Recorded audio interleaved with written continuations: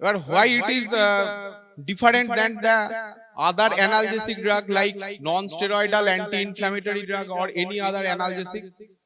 What is the difference between opioid analgesic and other analgesic? Those are commonly available over the counter drug. অ্যাডিকটিভের জন্য তো over the counter drug সেটা বারণ করা হয়েছে, কিন্তু why it is different from other analgesic drugs? What is the difference between opioid and other group of analgesics? Main difference টা কি? অন্যান্য ড্রাগ গুলো কি করে? অন্যান্য যে সমস্ত অ্যানালজেসিক ড্রাগ পাওয়া যায়, অ্যানালজেসিক পড়ানো হয়েছে তো non steroidal anti inflammatory drug. হ্যাঁ হ্যাঁ, ইয়েস নো মানে এমন কিছু না, ইয়েস নো নো পড়ানো হয়নি। কোন রিসেপ্টরে কাজ করে? কালকে পড়ানো হয়েছে। What are the different receptor? Mu kappa delta বা mu delta kappa whatever.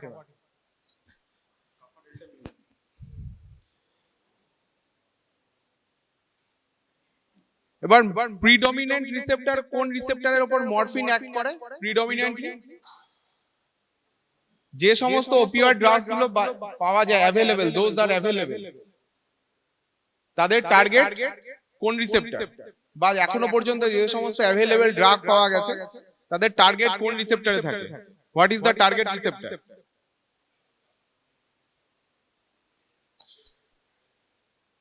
Delta না হলে কাপ্পা, তারপরে আরেকটাই বাকি থেকে যাচ্ছে। তিনের মধ্যে তৃতীয় যে হবে সেই তো হবে। হ্যাঁ, মিউটাই common receptor, mu opioid receptor.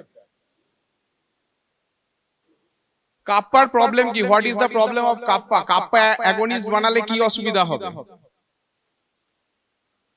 Kupffer effect কি? Any idea? বই থাকলে বই দেখ, অসুবিধা নেই, তাহলে সুবিধা হবে। বই, পিডিএফ, এনিথিং। কাপ্পার অসুবিধা কোথায়? কাপ্পার অ্যানালজেসিক প্রপার্টি আছে, কিন্তু they have dysphoric and psychomimetic effect. সুতরাং kappa agonistic property, those who have kappa agonistic property, they produce dysphoria and psychomimetic effect. তারা সাইকোসিস প্রডিউস করতে পারে, সেটা আমাদের দরকার নেই। Apart from analgesia they also produce dysphoric effect and psychomimetic effect. So কাপ্পাটা আমাদের খুব একটা দরকার নেই। আর what is the speciality of mu opioid receptor and its agonist rather or opioid agonist drug or opioids গুলো যেগুলো ইউজ করা হয় সেগুলোর স্পেশালিটি অ্যানালজেসিয়াতে কি? They can inhibit algesia or pain, পেইনটাকে সাপ্রেস করে ভায়া সেন্ট্রাল না পেরিফেরাল পাথওয়ে? কোনটা হবে? সেন্ট্রাল পাথওয়ে হবে না পেরিফেরাল পাথওয়ে? পেইনের তো একটা ট্র্যাক্ট আছে, তাই তো? ফিজিওলজিতে পড়েছিস, পেইনের তো একটা ট্র্যাক্ট আছে, স্পাইনোথ্যালামিক ট্র্যাক্ট। স্পাইনাল লেভেলে কোথায় হয় পেইন প্রসেসিং? কোথায় হয়? Dorsal horn of the spinal cord, substantia gelatinosa, তাই তো? তারপরে এটা কন্ট্রাল্যাটারালি কোথায় গিয়ে যাচ্ছে? থ্যালামাস। আর একটা স্পাইনোফিউগাল ট্র্যাক্ট থাকছে যেটা প্যারালাল যাচ্ছে, সেটাও medial part of the thalamus বা more medial part of the thalamus. তারপরে কোথায় যাচ্ছে? Somatosensory cortex. ওকে, সেন্ট্রাল পাথওয়েতে পেইনটা ইনহিবিটেড হয়, সেন্ট্রাল পাথওয়েতে পেইনটা ইনহিবিটেড হয়। মিউ এর স্পেশালিটি হচ্ছে বা ওপিওয়েড অ্যাগনিস্ট বা ওপিওয়েডস গুলো স্পেশালিটি হচ্ছে they can reduce the pain sensation via the central pathway. তিনটে পাথওয়ে আছে, 3 pathway. Central pathway peripherally not অতটা স্ট্রং, পেরিফেরালের অ্যাকশনটা একটু আলাদা। আরেকটা অ্যাকশন থাকছে spinal level. How it act spinally, কিভাবে স্পাইনালি অ্যাক্ট করে। আরে এগুলো বললে তোদের সুবিধা হবে, তোদের অতটা এফোর্ট দিতে হবে না, একটুখানি রিক্যাপও হবে যদি পড়ে থাকিস। আলটিমেটলি কিভাবে স্পাইনাল লেভেলে এটা রিডিউস করে পেইন সেন্সেশন, হ্যাঁ, সেটা তো জায়গা, specific part. Dorsal horn of the spinal cord, substantia gelatinosa আর ট্রাইজেমিনাল নিউক্লিয়াস, স্পাইনাল লেভেলে যে ট্রাইজেমিনাল নিউক্লিয়াস থাকে সেটা। ঠিক আছে, তাহলে কি করে ওখানে, কি করে, হোয়াট ইজ দা, কোন ফাইবার দিয়ে পেইন সেন্সেশন গেলে that is prevented by opioid agonist. হ্যাঁ, স্পাইনাল ট্র্যাক্ট কোন ফাইবার, তিনটে ফাইবার আছে তো, A delta, A beta and C fibre. কোনটা গেলে প্রিভেন্ট করে সবথেকে বেশি opioid? A delta and C fibre. আর এ বিটা দিয়ে কোনটা যায়? Neuropathic pain, low threshold pain, আর এগুলো হচ্ছে high threshold pain, high threshold repetitive pain. তাহলে এবার বোঝা গেল, তাহলে এর অ্যাকশন থাকে এ ডেল্টা এন্ড সি ফাইবার দিয়ে যে পেইন পাথওয়ে গুলো যাচ্ছে, যে পেইন সেন্সেশন গুলো যাচ্ছে, সেগুলোকে ইনহিবিট করছে। কোথায়? একটা স্পাইনাল লেভেলে, একটা সেন্ট্রাল লেভেলে। সেন্ট্রাল লেভেলে কোথায় অ্যাক্ট করে? এখানে তো সাবস্টেন্সিয়া জিলাটিনোসা তে আলটিমেটলি কি করে, how it will act? Periaqueductal grey আর ডরসাল র্যাফে আর হচ্ছে লোকাস কোয়ারুলাস। ঠিক আছে, এখান থেকে প্রসেসিং গুলো হয়। পেরিয়াকুইডাক্টাল গ্রে, ডরসাল র্যাফে এন্ড লোকাস কোয়ারুলাস। ঠিক আছে, এইখান থেকে ডিসেন্ডিং পাথওয়েতে অ্যাক্ট করে। তাহলে স্পাইনাল লেভেলে কি করে, how it will act, how it act to prevent pain perception. কিভাবে করবে? কোন রিসেপ্টর দিয়ে, মানে mu delta kappa, what type of receptor? Mu delta kappa, what type of receptor it is? Is it ion channel receptor?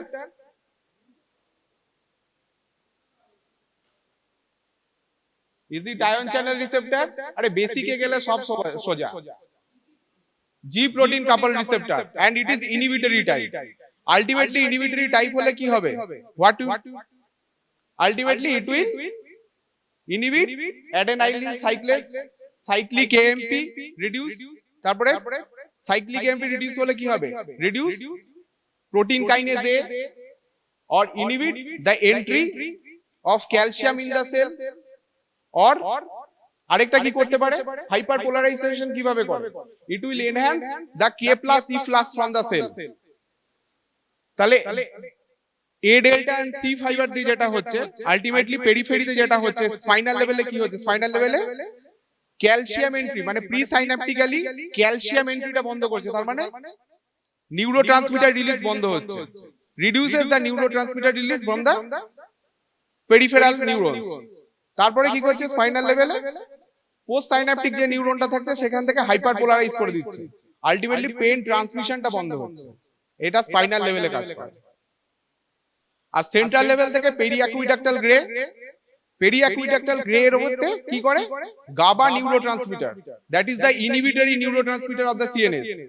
ঠিক আছে, excitatory গুলো কি?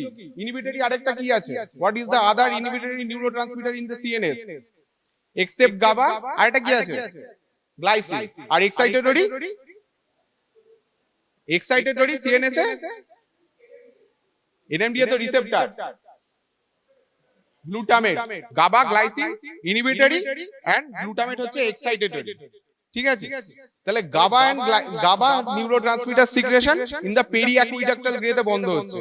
পেরিয়াকুইডাক্টাল grey থেকে যে ফাইবার গুলো যাচ্ছে, একটা লোকাস কোয়ারুলাস, আরেকটা যাচ্ছে পেরিয়াকুইডাক্টাল গ্রে তে থাকছে কিছু, একটা লোকাস কোয়ারুলাস, একটা মেডালা অবলঙ্গাটা থাকছে, মেডালাতে থাকছে। সেইখান থেকে আলটিমেটলি এরা কি করে? গাবা রিলিজ যখন বন্ধ হবে তখন it increases the release of norepinephrine and 5-hydroxytryptamine, or otherwise it is called serotonin, serotonergic transmission and norepinephrine or noradrenergic transmission টা বাড়াচ্ছে। এইভাবে এদের পেইন প্রসেসিংটা এইভাবে বন্ধ হয়। ঠিক আছে, একটা স্পাইনাল লেভেলে হয়, একটা সুপ্রাস্পাইনাল আর সেন্ট্রাল লেভেলে হচ্ছে, আর একটা পেরিফেরাল লেভেলে। পেরিফেরাল লেভেলে এর যে অ্যাকশন সেটা যে সব সময় mu delta kappa opioid receptor mediated, that is not sure. It may reduces the threshold reduces না, it may increases the threshold, pain threshold of the peripheral nerve হতে পারে, আর there may be a local anesthetic like action, এই দুটো দিয়ে peripheral pain processing টা বন্ধ করা যেতে পারে। তাহলে মেইন এর হচ্ছে সেন্ট্রাল পেন প্রসেসিং পাথওয়েটাকে মডিউলেট করছে, মডিউলেশন, একটা সুপ্রাস্পাইনাল লেভেলে, একটা সুপ্রাস্পাইনাল লেভেলে, via this receptor, via G protein couple receptor of inhibitory type. কিভাবে করছে? Decrease the entry of calcium, presynaptically করছে, আর postsynaptically hyperpolarisation of the postsynaptic neuron, that it will increases the threshold, thresholdটা increase করে দেবে। তো অল্প পেন সেনসেশন হবে না, অনেকটা বেশি স্টিমুলাস দিতে হবে যাতে ওই কে প্লাস ইফ্লাক্স বা হাইপারপোলারাইজেশনটাকে ওভারকাম করা যায়। ওকে, আচ্ছা সিক্রেশনের উপর কি এফেক্ট আছে? নিউরো এন্ডোক্রাইন সিক্রেশনের উপরে ওপিওয়েড কি এফেক্ট? সমস্তই কমিয়ে দেয়। প্রোল্যাকটিন বাড়বে না কমবে? প্রোল্যাকটিন বাড়বে। কেন বাড়বে? হোয়াই? প্রোল্যাকটিন কার কন্ট্রোলে থাকে? ডোপামিন। এটা ডোপামিন কমাবে, প্রোল্যাকটিন বাড়বে। আবার বলতে পারিস তোরা তাহলে রিওয়ার্ডিং এফেক্টটা কিভাবে আসে? এটা ভেন্ট্রাল প্যালিডামে আলটিমেটলি ডোপামিন রিলিজ বাড়ায়। সো এই যে এর যে অ্যাডিকটিভ প্রপার্টি সেটা এইখান থেকে আসে।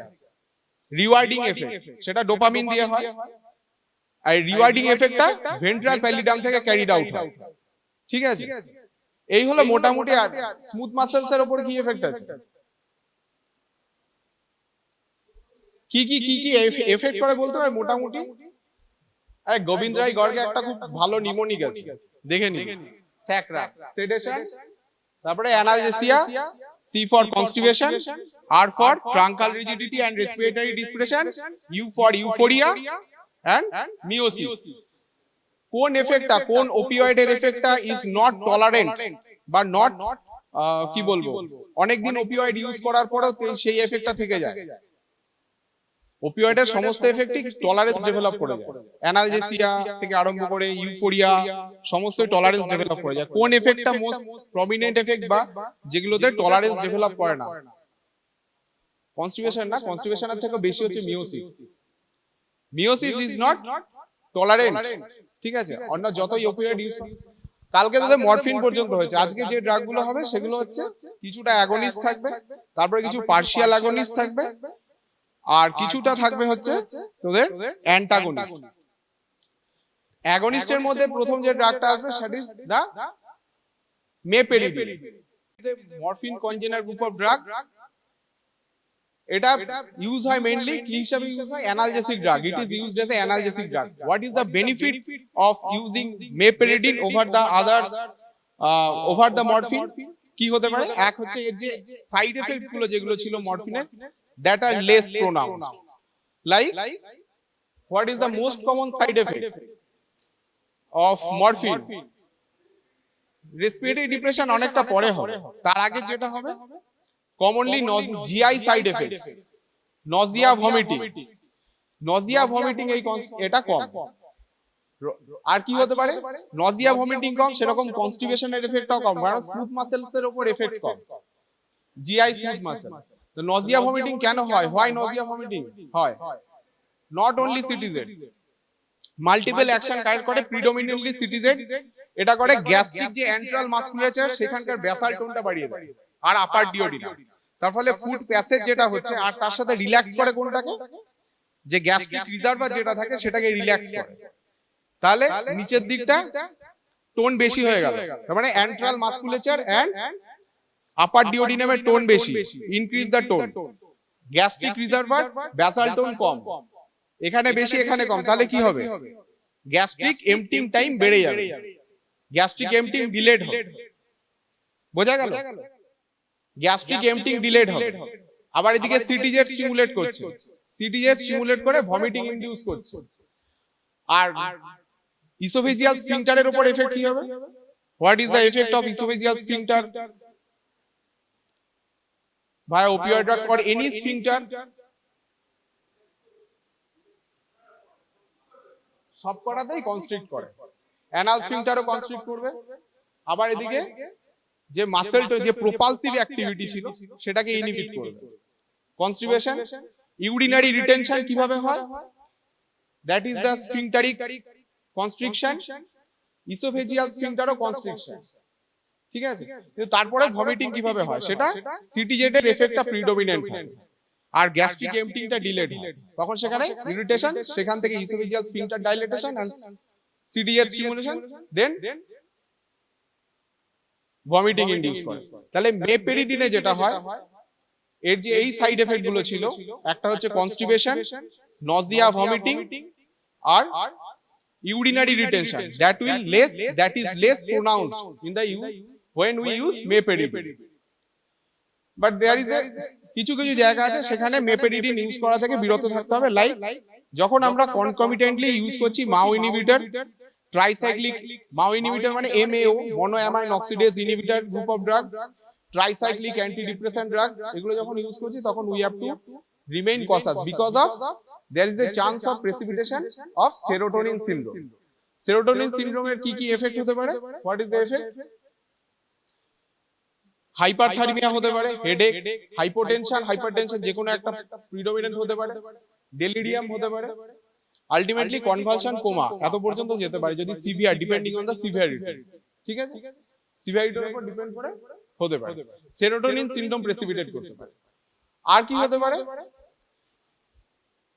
যেহেতু meperidine is metabolized by CYP, cytochrome P450 enzyme in the liver, তাহলে যারা CYP কে ইনহিবিট করবে, those drugs which inhibit the CYP enzymes in the liver, তাহলে তারা এর টক্সিসিটি প্রনটা বাড়িয়ে দেবে। ওকে, তাহলে রিভার্সও হতে পারে। রিভার্স কি হবে? যারা CYP কে ইনডিউস করবে তারা মেপেরিডিনের বায়োঅ্যাভেলেবিলিটি কমিয়ে দেবে এন্ড রিডিউসেস দ্য অ্যাকশন, ঠিক আছে?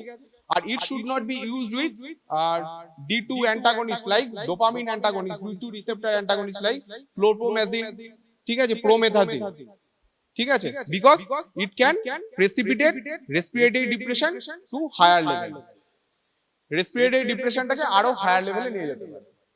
এই জন্য এটার সাথে ইউজ করা উচিত।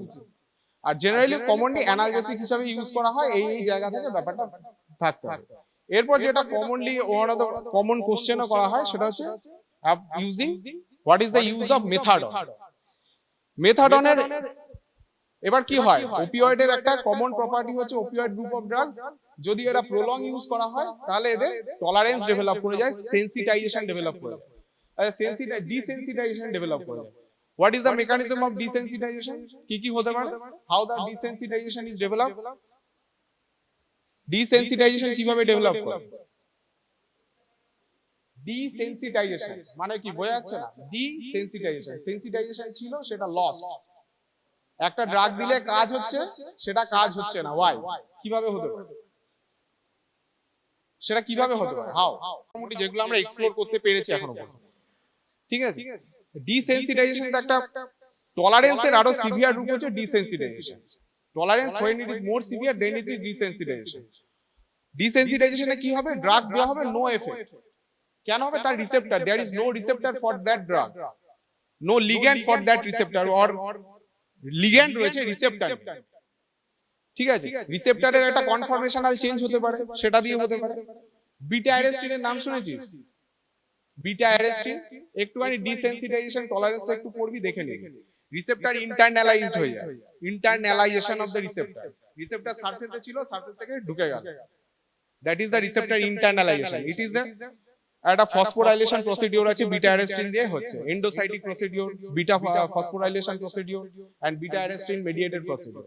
রিসেপ্টর ভেতরে ঢুকে গেল, তাহলে there is chances of developing desensitisation.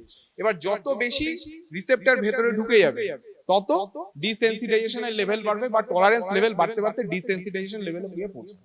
Okay, তাহলে মেপেরিডিন গেল। এরপর হচ্ছে মেথাডন।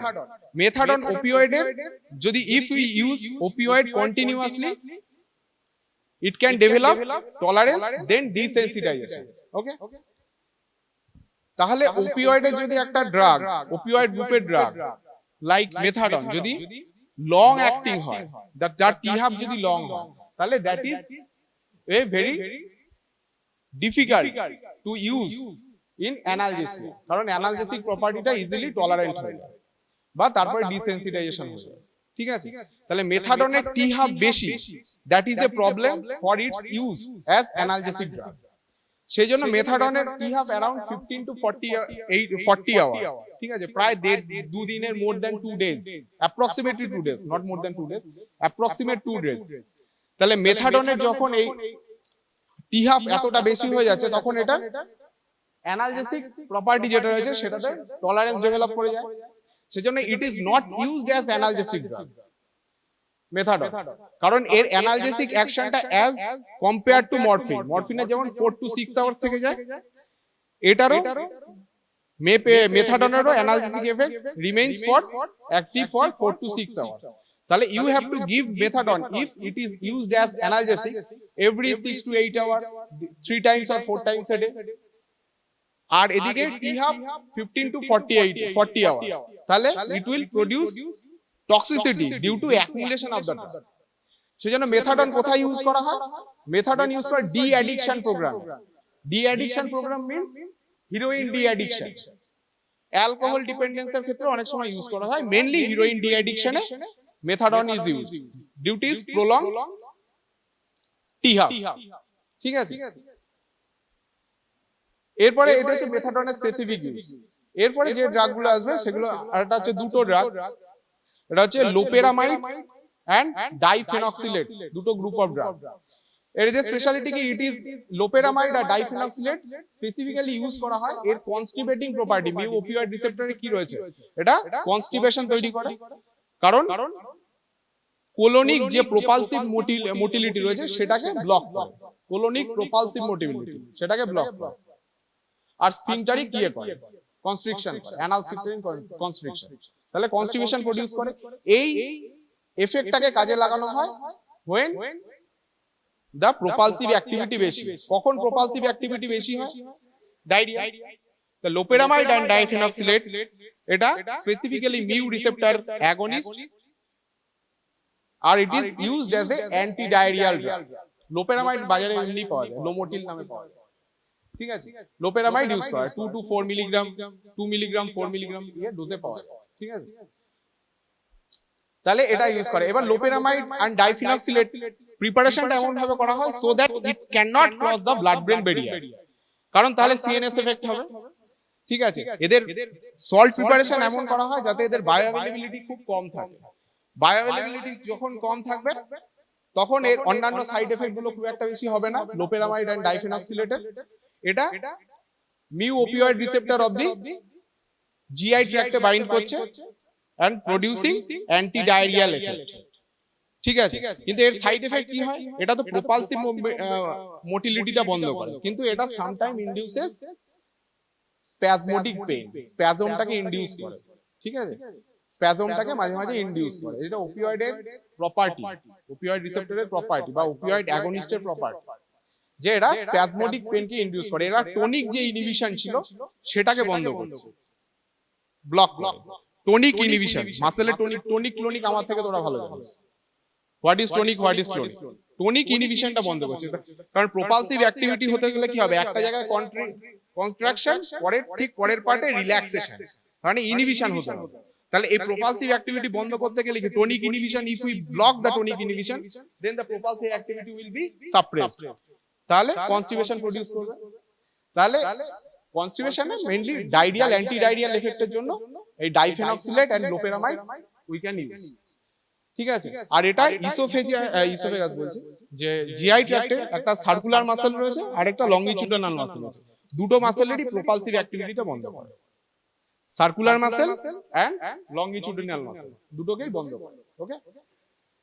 ডাইফেনক্সিলেট এন্ড লোপেরামাইড। এরপরে যে ড্রাগটা আসবে, যেগুলো যে গ্রুপ অফ ড্রাগ, সেটা হচ্ছে ফেন্টানিল গ্রুপ অফ ড্রাগস। চারটে আছে দেখছি, 4 drugs, remifentanil, alfentanil and sufentanil. These are specifically mu opioid receptor agonist. Mu opioid receptor agonist. Sufentanil কিন্তু mu delta kappa সবকটাতে agonistic activity করে, কিন্তু mu opioid receptor agonistic property is far more than delta and kappa receptor. Affinity টা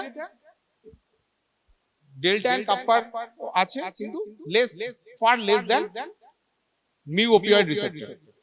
এবার what is the advantage, why it is developed, fentanyl, ramifentanil, alfentanil and sufentanil? Because it is highly lipid soluble, এক নম্বর। Number 2, তাহলে rapid onset of action. Okay, highly lipid soluble হলে কি হবে? এক নম্বর rapid, তাহলে blood brain barrier easily cross করবে and rapid onset of action. আরেকটা হচ্ছে র্যাপিড টার্মিনেশন অফ অ্যাকশন। কি জন্য হতে পারে? রিডিস্ট্রিবিউশন। রিডিস্ট্রিবিউশন কিভাবে হয় আইডিয়া আছে তো? জানিস তো redistribution, how the redistribution occurs? How the redistribution occurs in highly lipophilic drug? কিভাবে হয় আইডিয়া আছে? জানিস না? Yes no? হ্যাঁ, পড়েছিলি, ভুলে গেছিস? রিডিস্ট্রিবিউশনটা ভেরি সিম্পল, যদি ভাবিস তাহলে very simple. That is highly lipophilic drug, তাদের ক্ষেত্রে basically general anaesthetics group of ড্রাগের ক্ষেত্রে রিডিস্ট্রিবিউশনটা হয়। কি করে হয়? যে সমস্ত জায়গায় ব্লাড সাপ্লাই অত্যাধিক বেশি, where the কোন organ, which organ receives the more blood than others? brain, kidney, তাই তো? তাহলে যখন এখানে আইভি দেওয়া হবে বা সিস্টেমিক্যালি কোনো দিকে আছে, প্যারেন্টারালি দেওয়া হচ্ছে, তখন কোথায় সবথেকে বেশি যাবে? where? ব্রেন এ যাবে। Lipid lipophilic drug easily cross করে যাবে। তাহলে কি হবে? একটা ভ্যাকাম তৈরি হবে কোথায়? ভাস্কুলার সিস্টেমে। তাহলে কি হবে? এবার কনসেন্ট্রেশন গ্রেডিয়েন্টে কি হবে? ইনিশিয়ালি তো সার্চ ঢুকে যাচ্ছে, তখনও কনসেন্ট্রেশন গ্রেডিয়েন্ট কাজ করছে, কারণ there is high drug concentration in the intravascular compartment. Okay, সেখান থেকে কি হচ্ছে? এবার এক্সট্রাভাস্কুলার কম্পার্টমেন্ট, যেখানে ব্লাড সাপ্লাই বেশি, সেখানে ঢুকে গেল। এবার কি হলো? কনসেন্ট্রেশন ফলস, যখন তুই দেওয়া স্টপ করে দিবি। when you stop the administration via the IV route or any other parenteral route, the intravascular concentration degrade। তখন কি হবে? এখানে কনসেন্ট্রেশন গ্রেডিয়েন্ট এখানে বেশি, ওখান থেকে আবার বেরিয়ে চলে আসবে।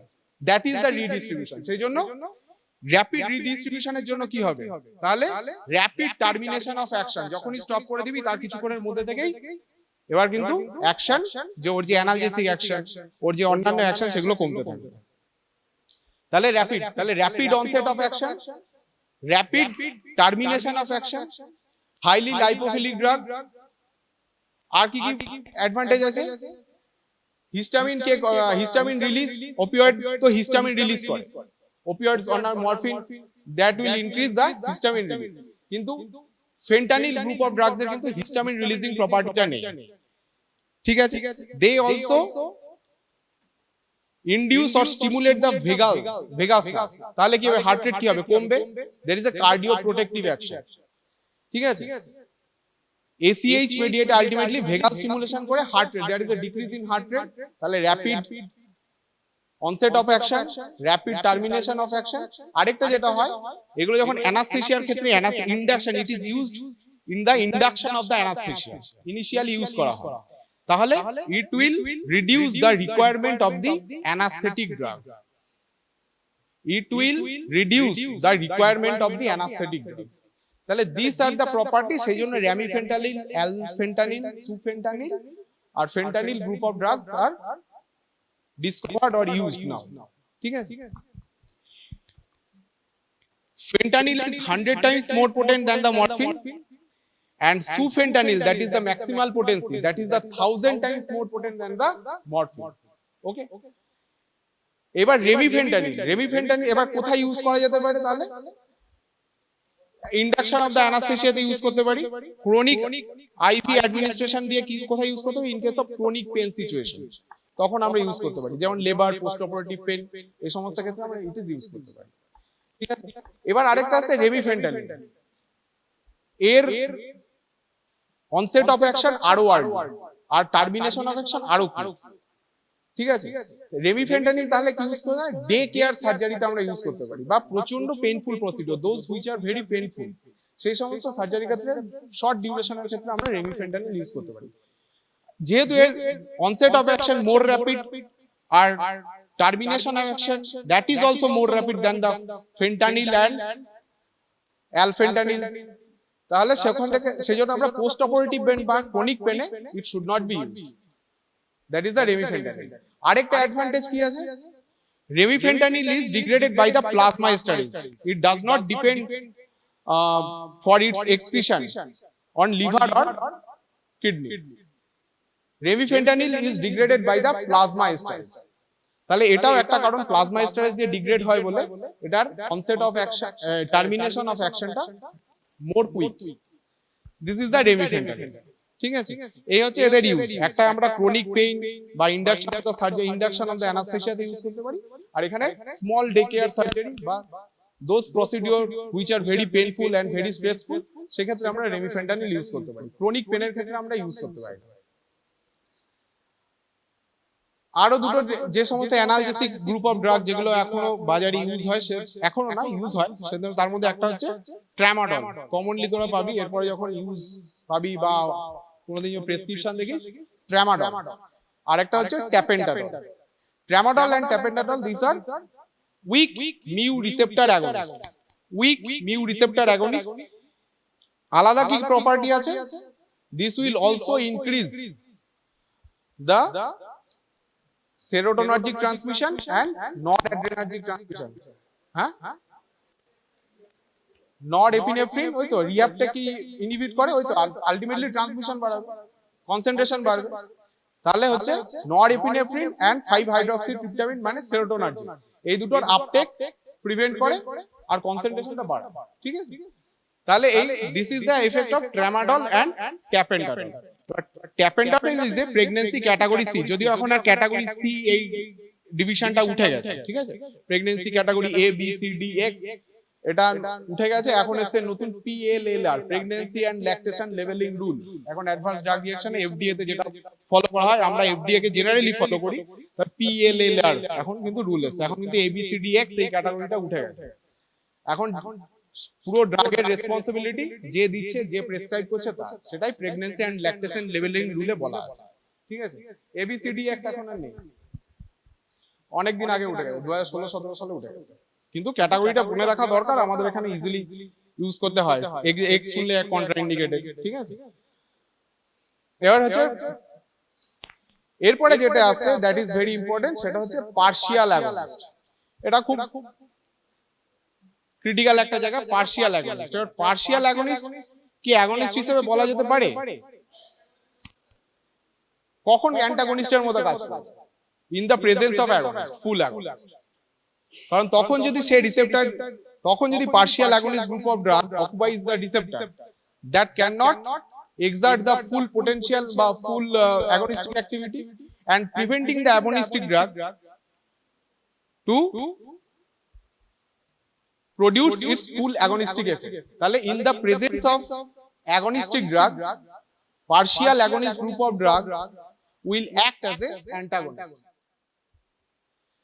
এই partial agonist group of drug টা কিছু পজিটিভ আছে, কিছু নেগেটিভস আছে। ঠিক আছে, পার্শিয়াল অ্যান্টাগনিস্টের মধ্যে কি কি আছে? একটা হচ্ছে কয়েকটা ড্রাগ আছে, সেগুলো লিখলে ভালো হবে, যাই হোক। বিউটরফানল একটা ড্রাগ আছে, partial agonist, and buprenorphine. This are the partial agonist কোন receptor? Mu opioid receptor. Butorphanol and buprenorphine. আর আদার আরেকটা ড্রাগও রয়েছে, সেটা হচ্ছে পেন্টাজোসিন। পেন্টাজোসিনও কিন্তু মিউ অপিওয়েড রিসেপ্টরে পার্শিয়াল অ্যাগনিস্ট। এবার বিউপ্রেনরফিন যে ড্রাগটা রয়েছে, সেটা কিন্তু কাপ্পা অপিওয়েড রিসেপ্টরে অ্যান্টাগনিস্ট হিসেবে কাজ করে। কাপ্পা অপিওয়েড রিসেপ্টরে অ্যান্টাগনিস্ট হিসেবে কাজ করে বিউপ্রেনরফিন। আর বিউটরফানল সেটা কাপ্পা অপিওয়েড রিসেপ্টরে অ্যাগনিস্ট হিসেবে কাজ করে। কিন্তু this বিউপ্রেনরফিন and butorphanol, this producing partial agonistic activity on the mu opioid receptor.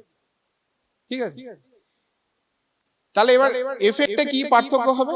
এই পেন্টাজোসিন যেটা মিউ অপিওয়েড রিসেপ্টরে অ্যাগনিস্ট, আর এটাই পার্শিয়াল অ্যাগনিস্টিক অ্যাক্টিভিটি, এটা অ্যাগনিস্টিক অ্যাক্টিভিটি। পার্থক্য হবে একটাই, যে মিউ কাপ্পা অপিওয়েড রিসেপ্টরে কি হয়? What is the effect? Dysphoria. তাহলে অ্যানালজেসিয়া, সেডেশন এগুলো তৈরি করবে, তার সাথে সাথে সাইকোমাইমেটিক এফেক্টও তৈরি করে। That is the main difference. ঠিক আছে, এবার পেন্টাজোসিন আর বিউটরফানল, তো এএমআই এখনো হয়নি। এএমআই এর ক্ষেত্রে, এএমআই অ্যাকিউট মায়োকার্ডিয়াল ইনফারকশন যদি হয় তখন দেখবি মরফিন দেওয়া হয়। অ্যাংজিওলাইটিক একটা এফেক্ট থাকে আর একটা অ্যানালজেসিক এফেক্ট থাকে। কিন্তু pentazocine and butorphanol is contraindicated because it can induce heart rate বাড়িয়ে দেয় আর একটা ব্লাড প্রেসার বাড়িয়ে দেয়। that will produce deleterious effect on the AMI patient. সেজন্য সমস্ত morphine group of drugs or opioids may be used as analgesic and anxiolytic in the acute myocardial infarction, but pentazocine and butorphanol should not be used rather than contraindicated in any condition যেখানে myocardial blood supply is compromised. ঠিক আছে, এবার these are all used to produce analgesia. ঠিক আছে, এবার একটা সাইকোমাইমেটিক effect হবে, একটা সাইকোমাইমেটিক এফেক্ট হবে না।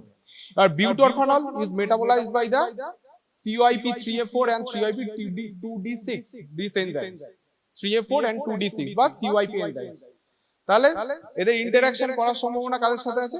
those which inhibit the CYP enzymes like HIV protease inhibitor, azole antifungal group of drugs and macrolide group of drugs। এটা যদি এর কনসেন্ট্রেশন বেড়ে যায় তাহলে this can produce toxicity। ঠিক আছে, বিউটরফানল। এবার nalbuphine is a drug, nalbuphine drug that is mu receptor antagonist but kappa opioid receptor agonist। ঠিক আছে, তাহলে এটা সেই একই ব্যাপার, অ্যানালজেসিক এফেক্ট হবে with psychomimetic effect. these are the effects। আর এরপরে যে ড্রাগটা আসবে, যে ড্রাগগুলো আসবে, that is the antagonist, opioid antagonist. these are the naltrexone, naloxone and naltrexone। এটা কমন। আর কি কি আছে? এবার এর মধ্যেও কিছু ড্রাগ আছে যারা কাপ্পা রিসেপ্টর অ্যাগনিস্টের মতো কাজ করে, মিউ অপিওয়েড রিসেপ্টর অ্যান্টাগনিস্ট, যেমন ন্যালবুফাইন বলে, ন্যালরফিন বলে একটা ড্রাগ আছে, আর লিভ অ্যালরফান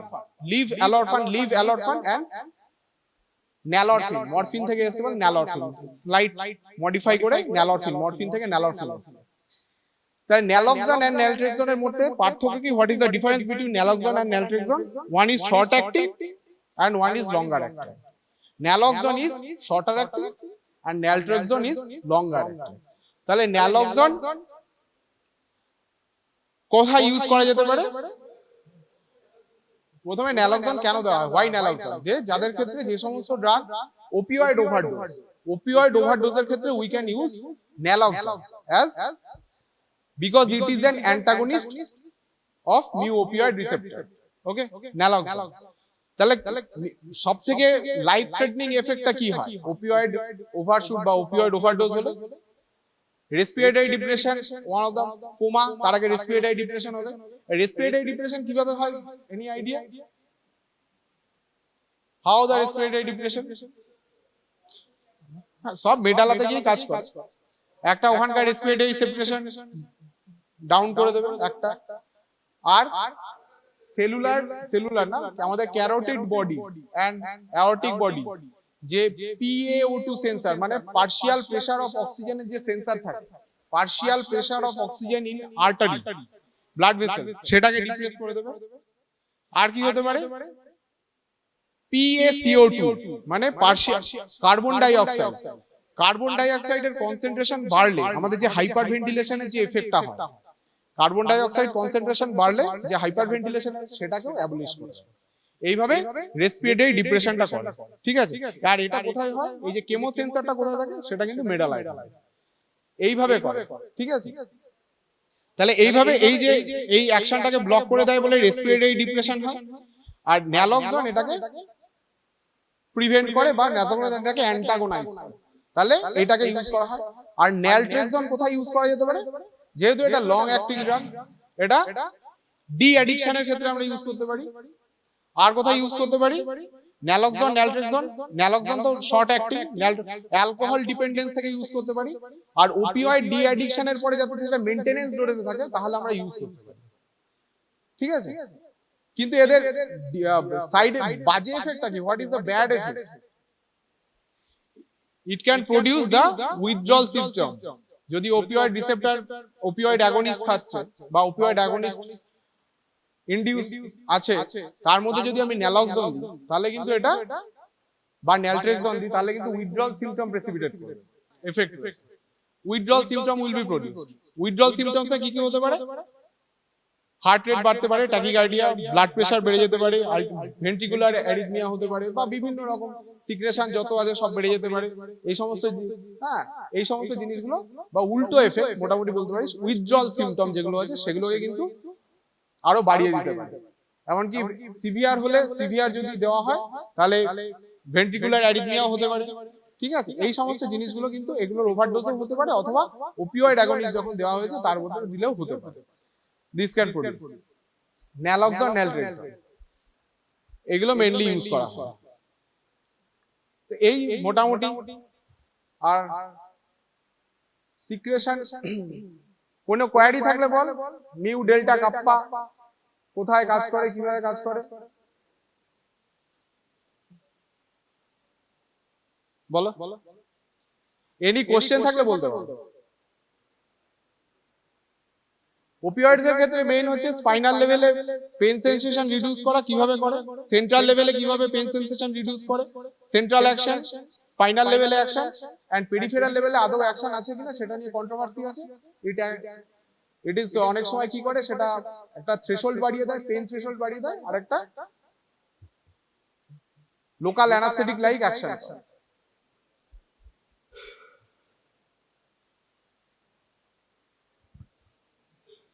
কোনো কোশ্চেন থাকলে করতে পারিস রিগার্ডিং দ্য ওপিওয়েড। আচ্ছা, ওপিওয়েড কোত্থেকে পাওয়া যায়, মরফিন কোত্থেকে পাওয়া যায়? পপি সিডের কি থেকে? পপি সিড থেকে গুঁড়ো করলে হয়ে যাবে? কাঁচা থেকে পাওয়া যায় না পাকা থেকে পাওয়া যায়? কাঁচা থেকে, কাঁচার ছাল থেকে, ক্যাপসুল থেকে, সিড ক্যাপসুল থেকে পাওয়া যায়। আর কি কি থাকে বলতো মরফিনের সাথে? আর কি কি থাকে? আর কি কি থাকে পপি সিডে? আর কি কি থাকে পপি সিডসে? আর কি কি থাকে মরফিন ছাড়া? মরফিন তো একটা অ্যালকালয়েড গ্রুপ অফ ড্রাগ, তাই তো? Alkaloid, it is an alkaloid. আর কি কি আছে?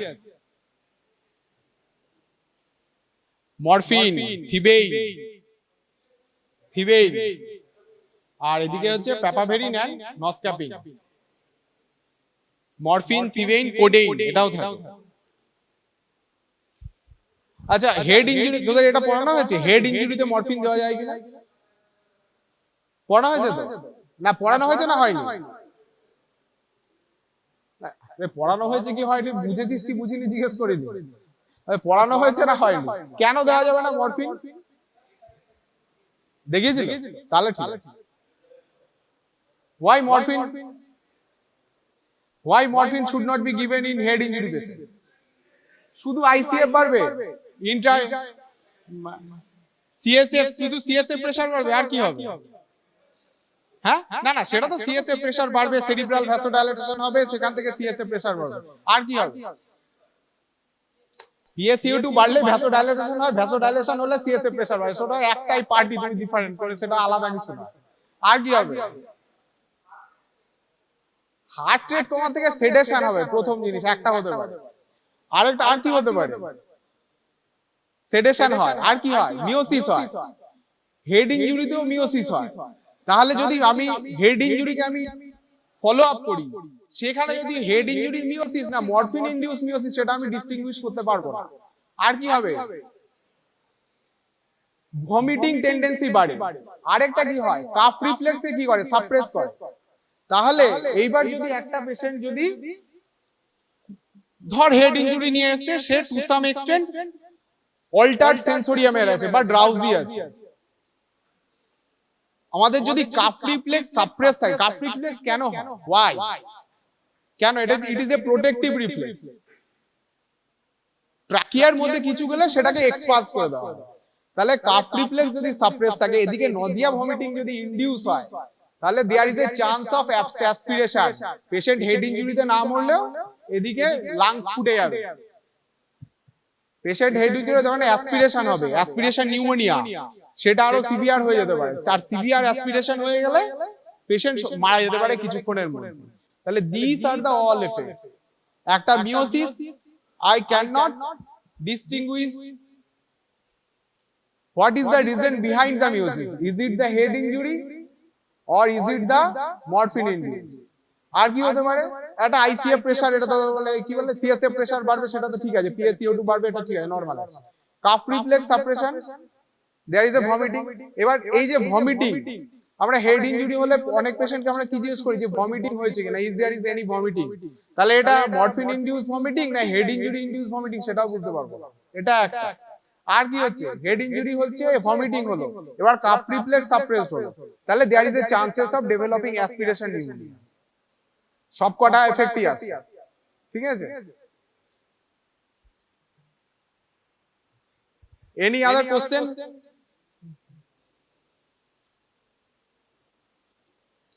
কোশ্চেন থাকলে করতে পারো।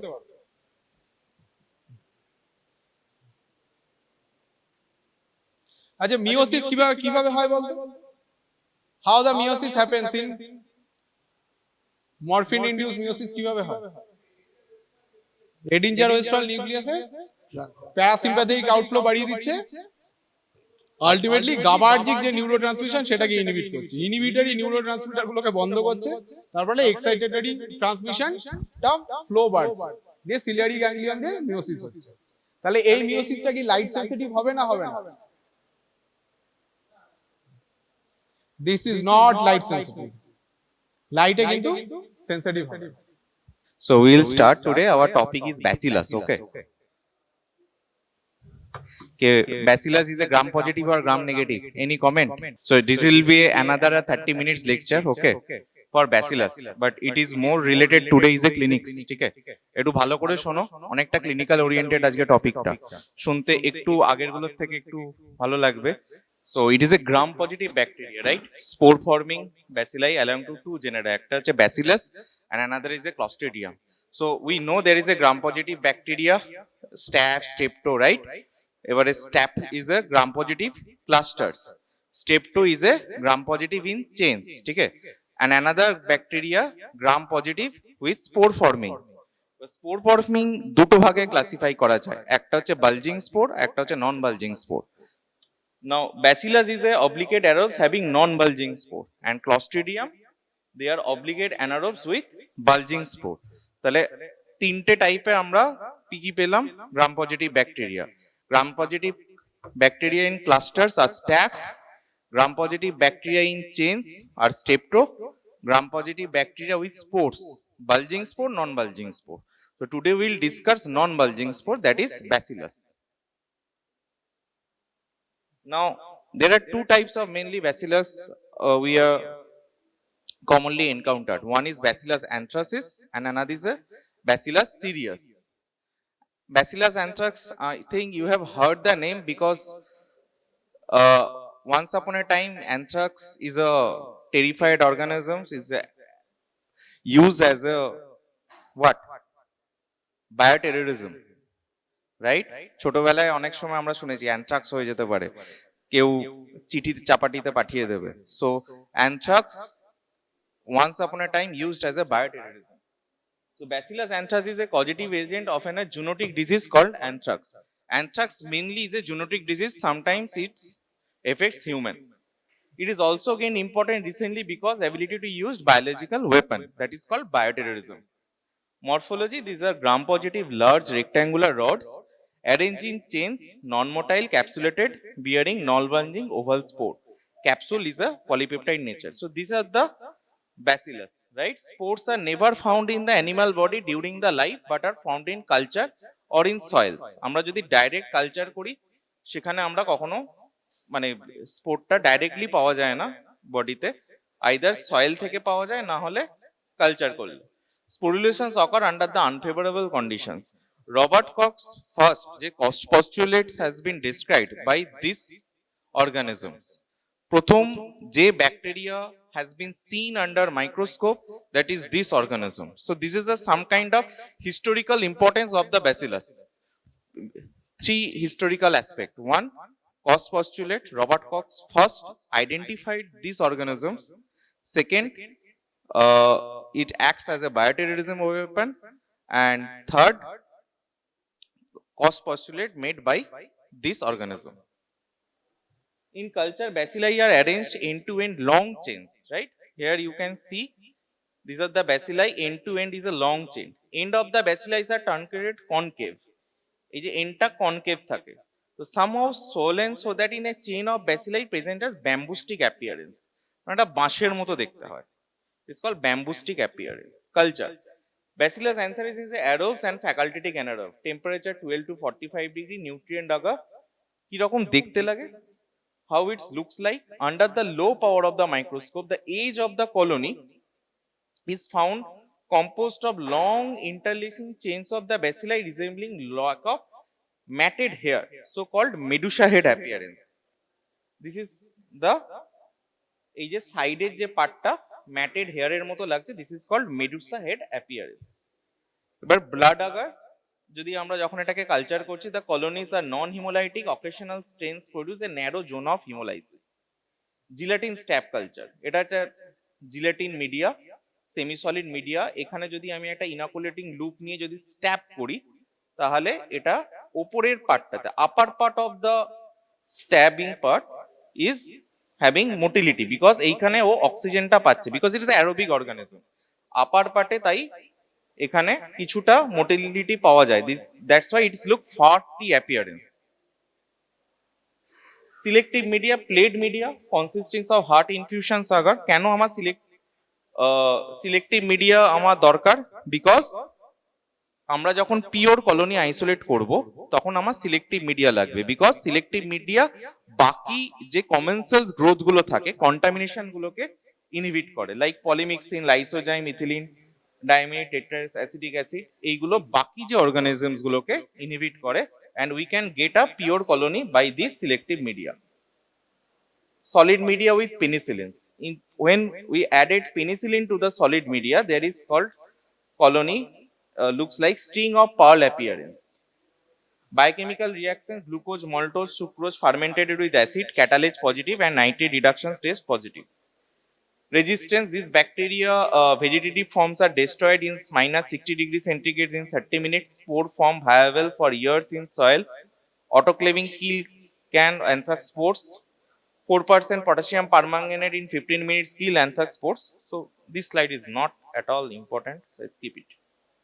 Now virulence factor. This is the most boring part of the any microbiological slides. Virulence factor. অতটাও আমাদের জীবনে কাজে লাগে না, কিন্তু এক্সাম পারপাসে জাস্ট নামগুলো একটু মনে রাখতে হয়। So what you will remember, just 3 names, one is antigen and another is toxins. Antigens is the 3 type of antigen, just remember that name, বাকি কিচ্ছু লাগবে না। Capsular antigen, cell wall antigen, somatic protein antigen, and there is a anthrax toxins. এই anthrax toxins is a type tripartite toxin, this consist of 3 fragments. এই তিনটে একসাথে না হলে কখনো টক্সিনসটা কাজ করতে পারে না। Oedema factor, protective factor, lethal factor. These fragments are non-toxic individually, but in combination they produce local edema and generalized shock. Now clinical manifestations. Anthrax কি করে অ্যাকচুয়ালি আমাদের? Anthrax দুটো পার্টে আমরা ক্লিনিক্যাল ম্যানিফেস্টেশন ভাগ করতে পারি।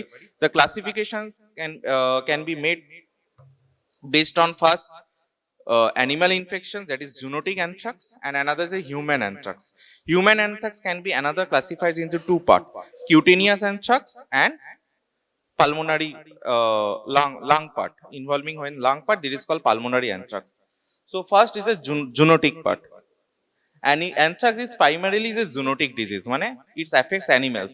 Herbivorous animals such as cattle, sheep, and less often horses and pigs are affected more commonly. Infections occurs in susceptible animals by ingestions of the spores from the soils. That infected animal discharge large amount of bacilli from the mouth, nose and rectum. These bacilli sporulate in the soils and remains the source of infections for the man. Human anthrax. Transmissions by cutaneous modes. Suppose আমাদের একটু কোথাও কেটে গেল বা there is kind of abrasions, if সেই soil যে স্পোরটা থাকে, if it get contaminated with that abrasions, it causes cutaneous anthrax. Inhalations of spore causes pulmonary anthrax.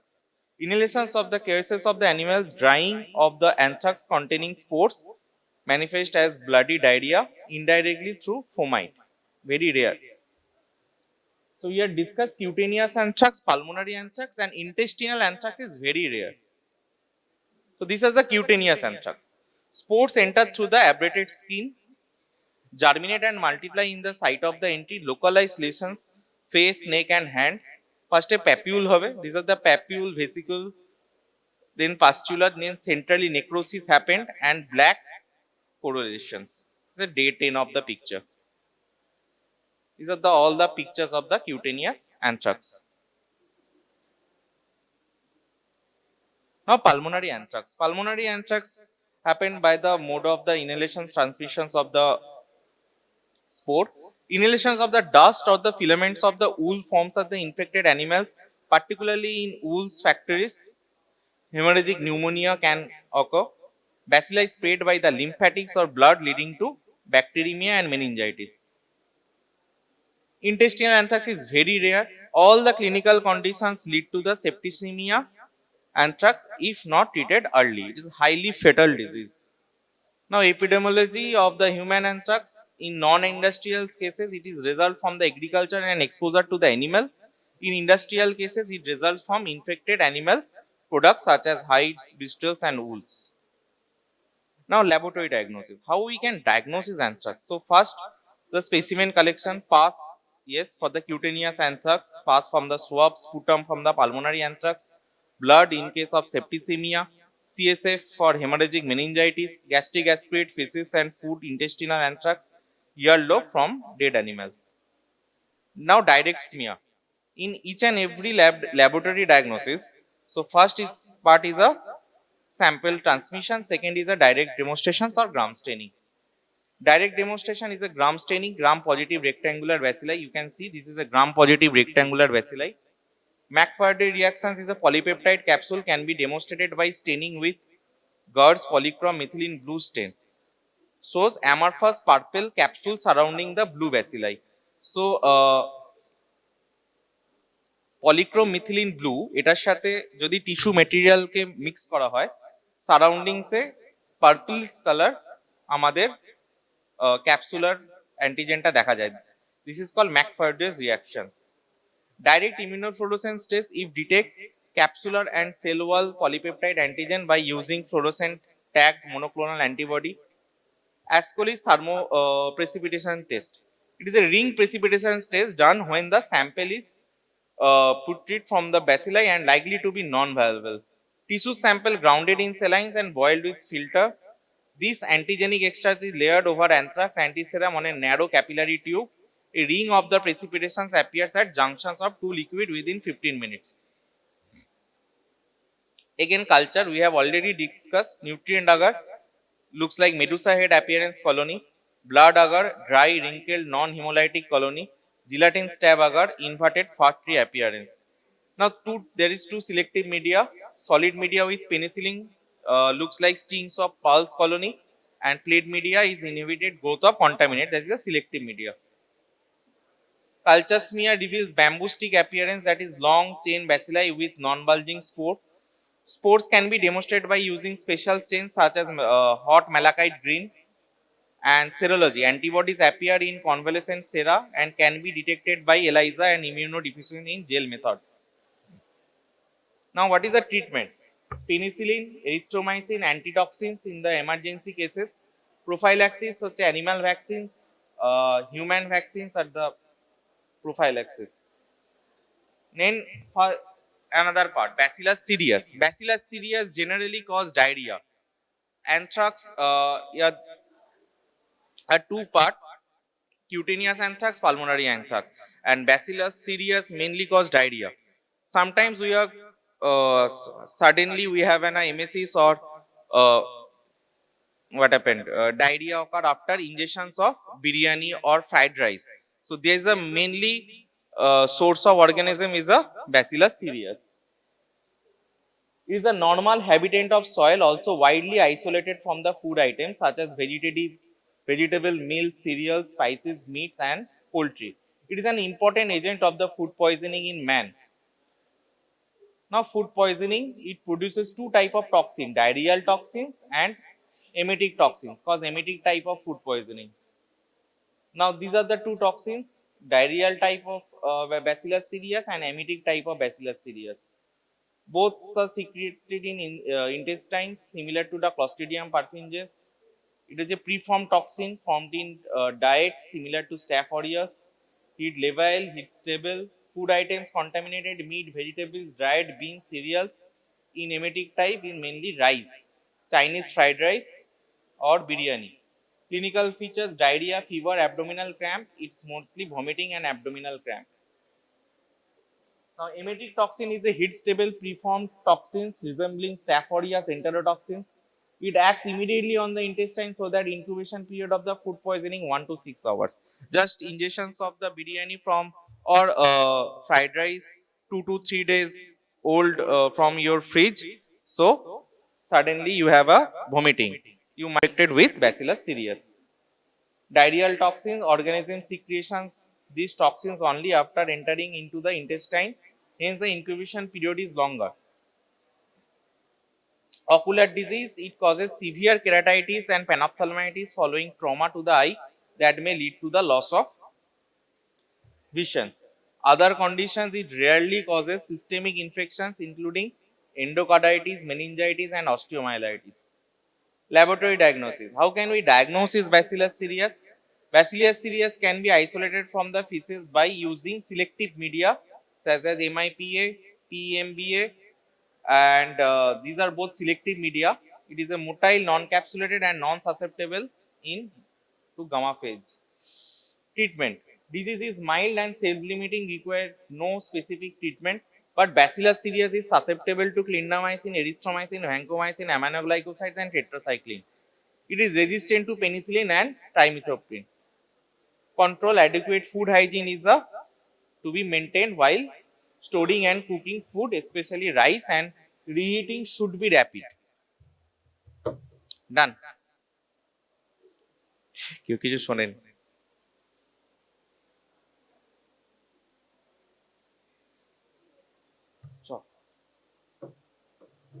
কারো কোনো প্রশ্ন আছে?